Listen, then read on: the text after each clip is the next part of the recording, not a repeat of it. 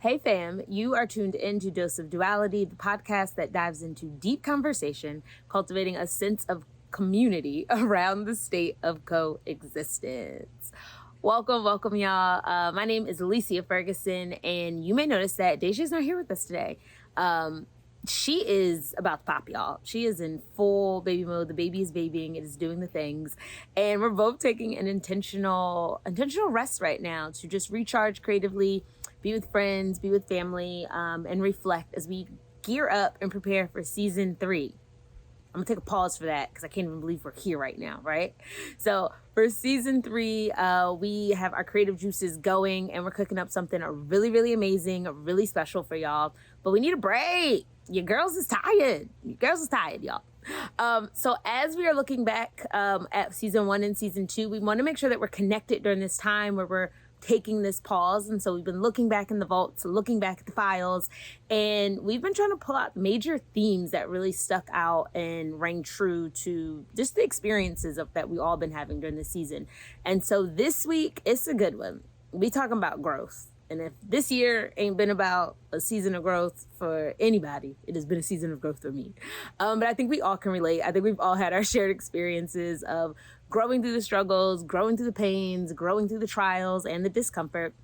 And with less than 100 days left till we enter the new year, I think this is the perfect time for us to just pause and reflect and think about our own personal growth and where we're at. Are we happy with it? Are we not happy with it? If we're not, this is the opportunity to change it. So we have found some of the most important nuggets that our guests have shared with us from the seasons past, and we're dropping them here. We compiled them all together to give you a quick cheat sheet of what you can do to help you grow, or just to have some shared experiences with growth. So before we get into it, I want to share one of the things that I have learned and that has really been resonating with me lately. So I've heard it said that you can only go as far as your team. So you don't go as far as your dream. You only can go as far as your team. And so a lot of times we think we could do it on our own. Like I don't know why, but we do. And so just thanking y'all for being a part of our team, being a part of our community, and just doing this thing hand in hand with us together. So I won't hold it any further. Let's get into a dose of growth.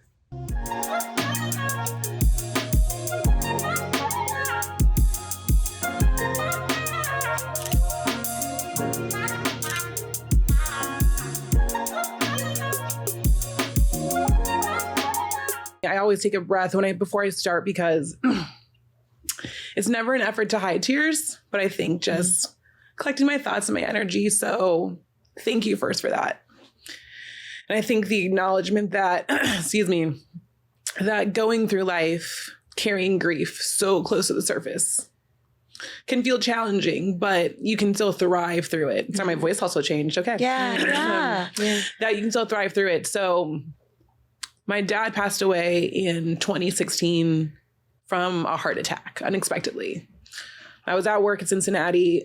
Just to give the story, I was at work at Cincinnati and I was coaching at the time there. And there was a missed call from someone, one of his friends. Come to find out, I'm at my girlfriend's house who lives in Cincinnati, knock on the door. Police are there. My dad had been dead on the floor for a week. He had a heart attack. And we didn't have the closest relationship, but he's still my dad, Mm-hmm. And I think from there, I was definitely put in a position where I had to either harden or find a way to live, to coexist with both, to be strong and also to feel. Because, I had to then tell my mom, I had to call her ex-husband. I had to call and tell her. I had to call and tell his dad because he didn't have a good relationship with him. I had to drive down to Tennessee to tell my younger sister. So I was the one who knew. And when I think about that challenge of losing someone who you didn't have a close relationship, but shapes so much of your life, it's hard. And then fast forward, my mom, 2012, had breast cancer. 2016, my dad passes away. 3 months later, I found out my mom's cancer is back. It spread to her bones and her liver. And there's no cure for bone cancer. There's only palliative care. And when I think about going back to that conversation I had with her doctor, when I first found out, my mom just texted me because even the first time her cancer came with breast cancer, she didn't tell me. I found out through a family friend who texted me like, hey, I'm praying for you. And I just left practice. I'm like, what is going on? Like, I called my mom and I was like, hey, what's going on? And she's like, I don't know how to tell you. Here's Grammy, your great aunt who lives in Queens. And so she told me, my mom always struggled sharing her health because she was like, I don't want to leave my girls. Mm-hmm. And so 2016 in June, my mom's doctor called me like, hey, her cancer came back. It's in her bones and liver, but, she's at Cleveland Clinic. This is where, the best care, the Cancer Institute. Your mom's a fighter. She's from Queens. Mm-hmm, mm-hmm. She's going, we're going to figure out what this looks like. And so during that time, I resigned from coaching in Cincinnati, moved back home to Cleveland and worked in the Cancer Institute. Saw my mom go through her treatment. And I moved to Chicago afterward. And it was really hard to move to Chicago to leave my mom. It's also the first time I got into therapy because I had the opportunity to leave. But I felt this, like, my mom needs me. I need to be there for her. Yeah. And my therapist asked me, well, does your mom need you or do you need your mom? Mm-hmm. And that hit me. I was like, you're right. Like, I'm still, like I said, that little girl. Oh, gosh. I'm sorry. No, I'm still that little girl and I will always be that little girl. And so I was like, you know what? You're right. And my mom said, do I want you to live in Cleveland forever? Yes. But you have to spread your wings and go. Like, that is my job as your mother is to encourage you to go thrive and find your own way. Yeah. So I moved to Chicago, got into fitness, found my own community, found success, really tried to find out who I am.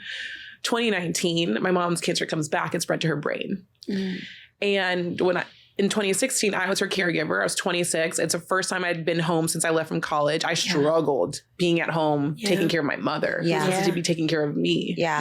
Come back now, 2019, her cancer is in her brain. I knew immediately it was on me. Even though I have 3 sisters, I'm the one who's been there. I had some flexibility in my work. This is pre-remote working days where it's like, we'll figure it out. But my team is super flexible. And so what resonated with you as far as rest and the rest practices that I've had to learn through being my mom's caregiver, the first time and helping her get through her treatment, and the second time making medical decisions, paying her bills, getting her to treatment, going from her daughter to her partner, to her partner in her fight for her life.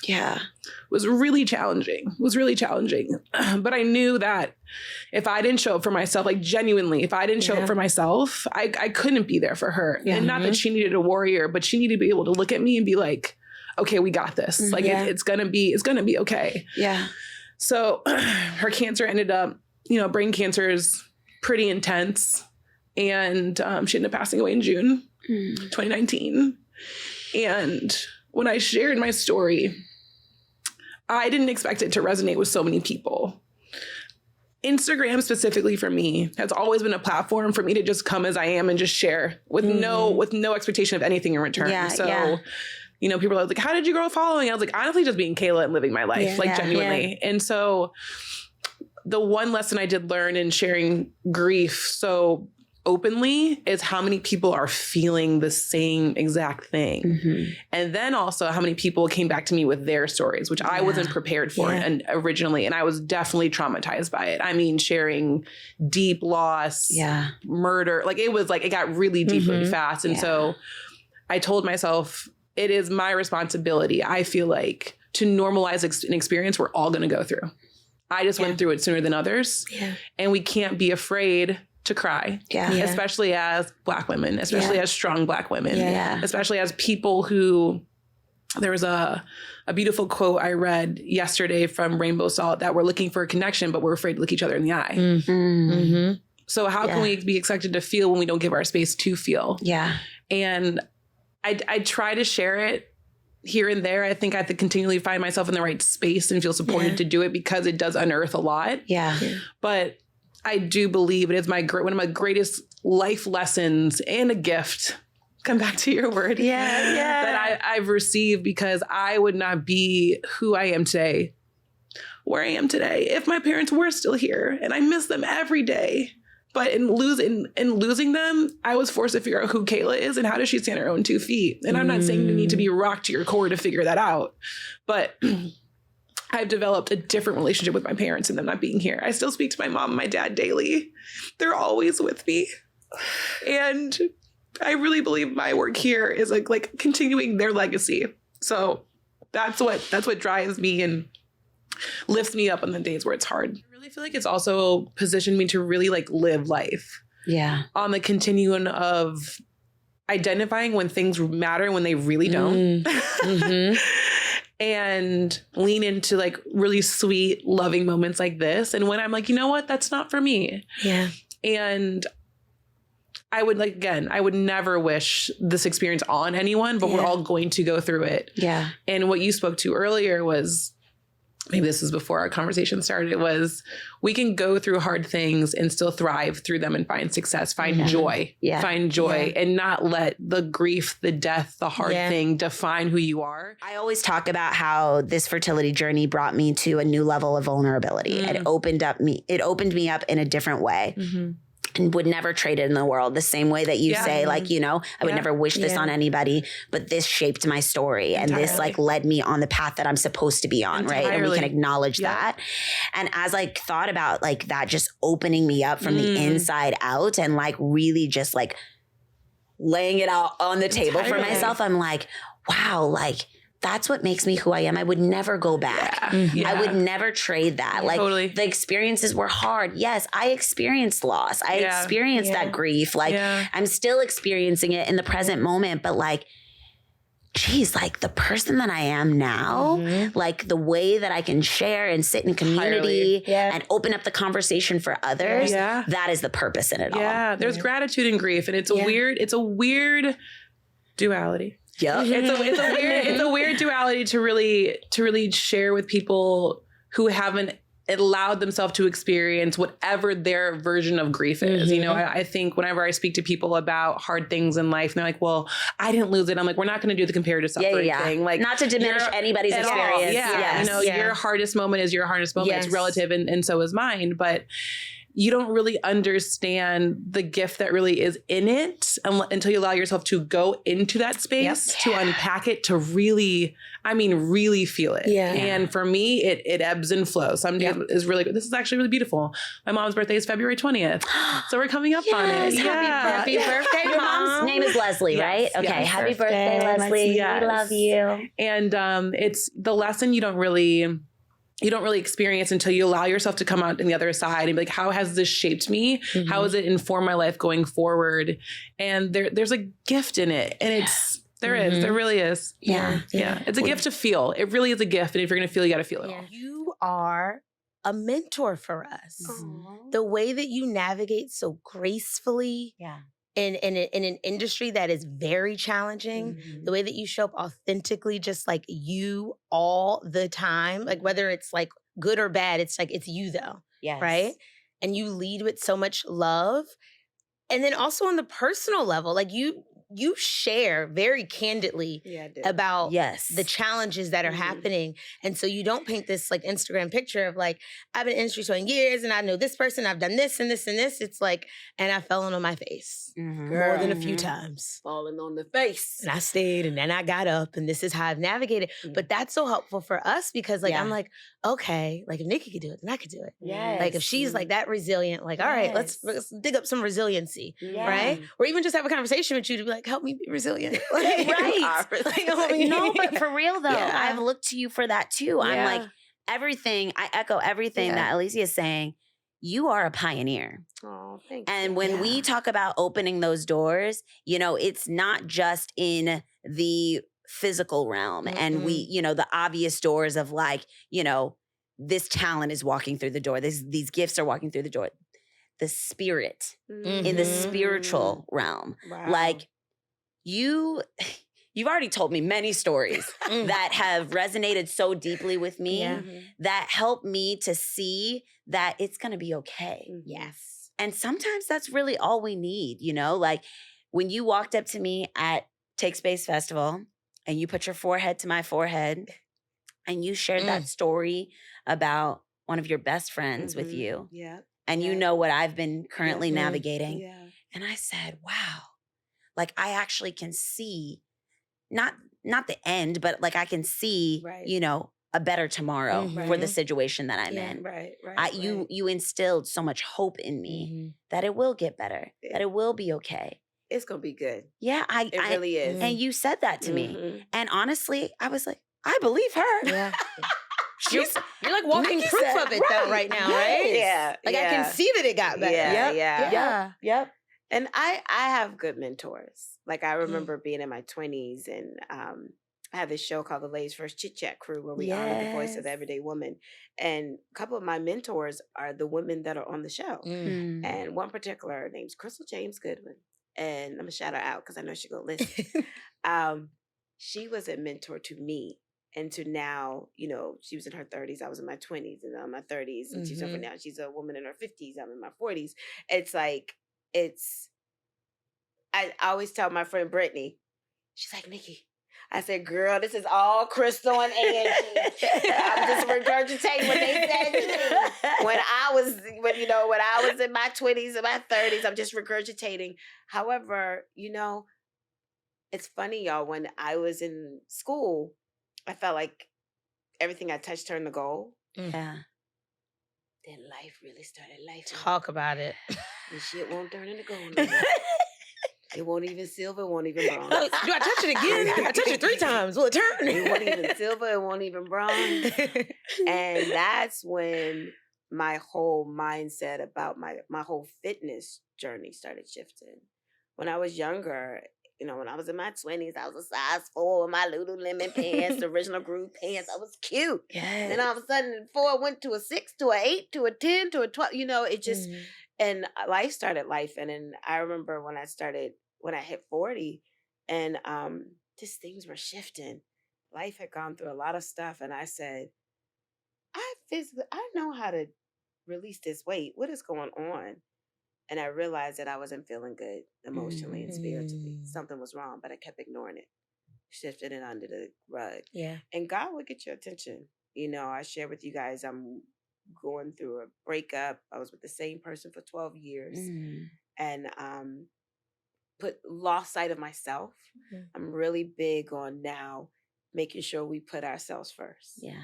And when I say put ourselves first, I'm not just talking about as a woman, put me first. Men too, put yourself first. Yeah. You know, I had lost so much sight of myself. I forgot what my favorite color was. It's yellow. Yes. Yellow, and orange, and red sometimes.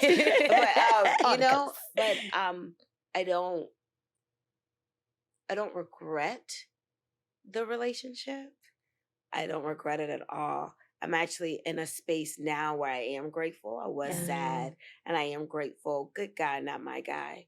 And, you know, you do go through a space where you're like, oh my God, I've been the same person for 12 years. I'm not married. I don't have any children.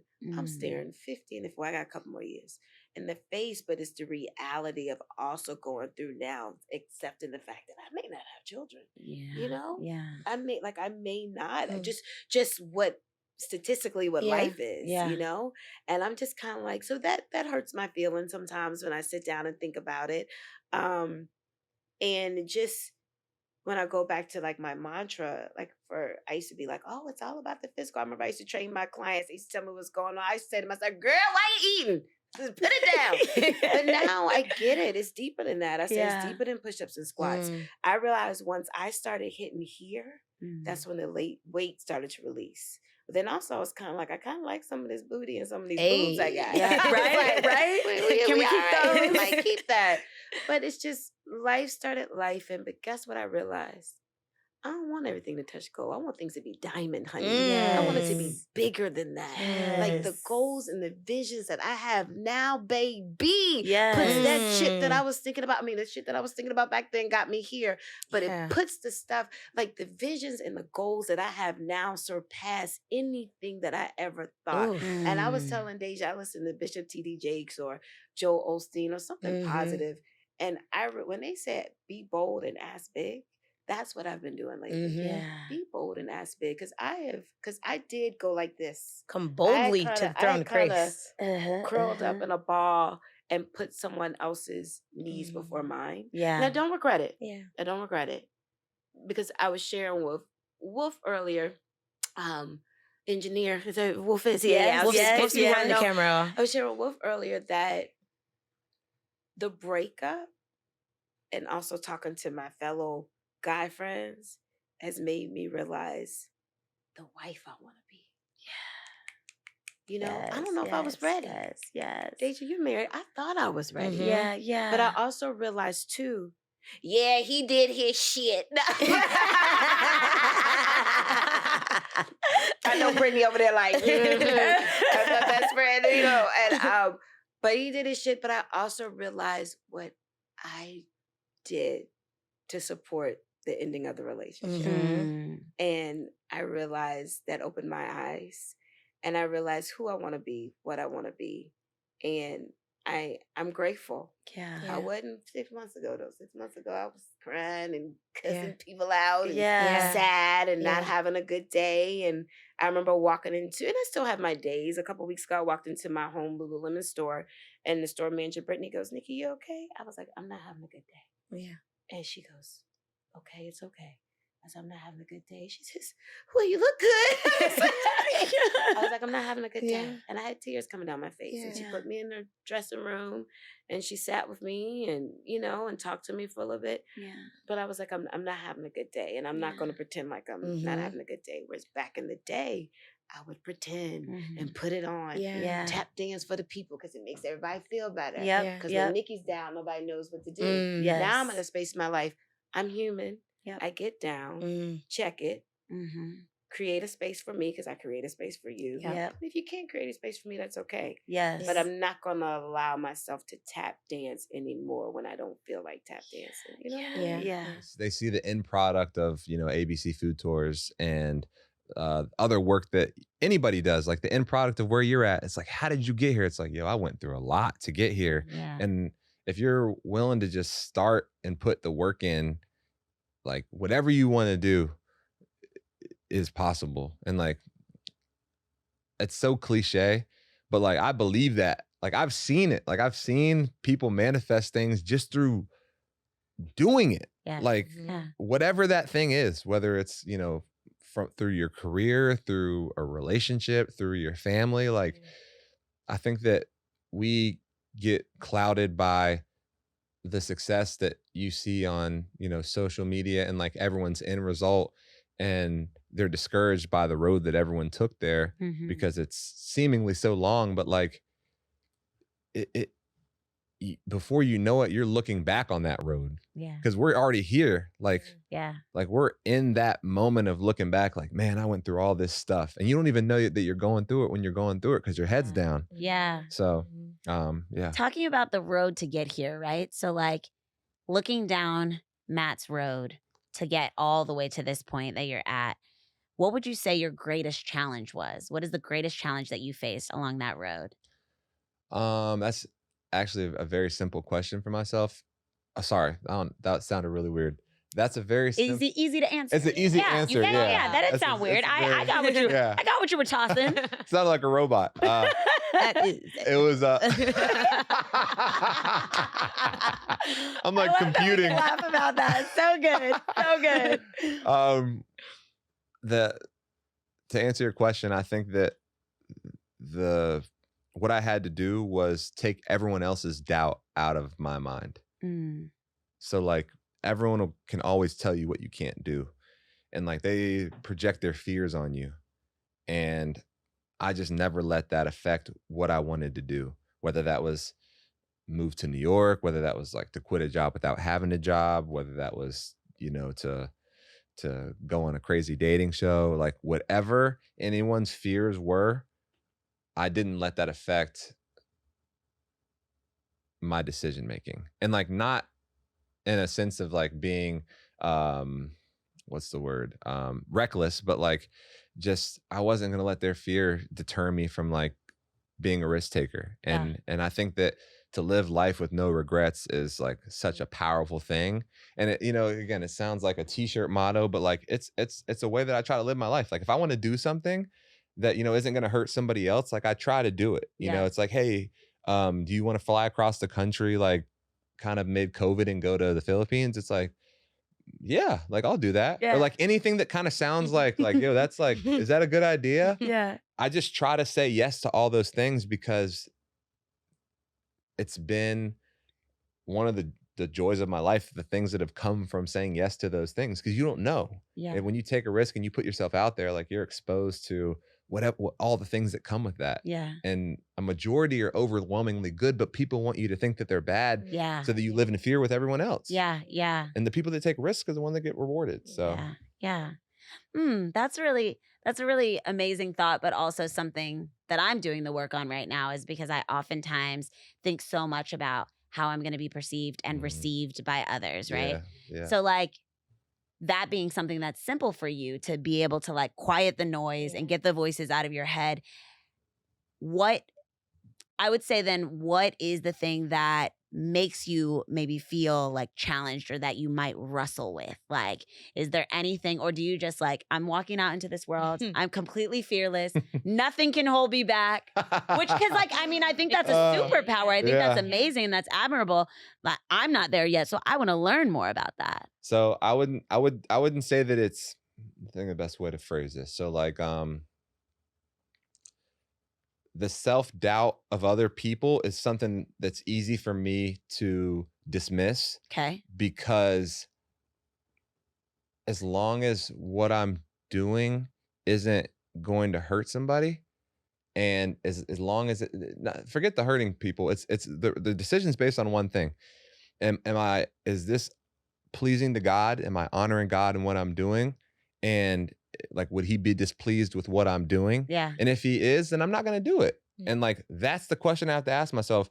And if what I'm doing is going to honor him, and then what everyone else thinks doesn't really matter, because, not get to do too deep, but like, it really simplifies all of my decision making. Yeah. It makes everything easy for me, because I don't have to answer to, Sharon or Karen. Like, I have one person I'm going to answer to eventually. And so like, everything else just becomes very easy. I am transformed. I see the beauty of change. Everything I've been through transformed me into who I am today. I am so much braver. I am so much more caring. I am so much more emotionally intelligent. I am so much more open. I will continue changing and improving. I am transformed. Oh, yeah. That is me all day. Yeah. Any particular part, like? I always look for change. And if I don't see it, I try to make change. Because when you're changing, you're living. Yeah. Right? And so the groundedness that we did before, it reminds me of, I've done so much in my life from one position for years. I lived in the same building for like 40 some odd years. No way. Here in New York. In New York? I was like, that feels like no in New way. York. Yes. And it was so foundational for me that I was able to like jump off of there and just go try out the world. And always had that place. And so when I decided to move and leave New York, right? I was worried at first. I was like, yikes, right? Am I still going to feel this sort of grounding? And I discovered the grounding was really internal. The physical building and the neighborhood that I knew so well was really just symbolic of what I had developed internally. The safest place to be is knowing who you are. It's the safest. I don't care where you are in the world. If you know who you are, you will feel grounded, steady, and safe. And so if you have a big promotion you want to get, or you want to ask someone to marry you, or you really need to get clarity about how you really feel about this situation, not all the variables, right? What if they say no? What if I get fired? What if all of those things are not going to help you, because who you are when you're rehearsing, you will be very different by the time you get there, even if it's only a couple of hours later. We are constantly changing. Constantly, right? I remember feeling one way getting on the train, going to work when I used to work in the city, and like having a conversation with someone that literally slightly changed who I was as a human being by the time I got off the train. And so anything I might have been preparing for, this new version of me is going to show up and communicate. So everything that I practice and sort of bullet pointed, it really goes out the window. But if you try to stick with it, you are very uncomfortable. If you have enjoyed this episode of Dose of Duality, please do us a favor. Like, share with the homie, and subscribe. We love hearing your feedback, and trust us, we respond to like everything. Sure do. And don't forget to rate and review this podcast. Come back again next week for another dose of duality.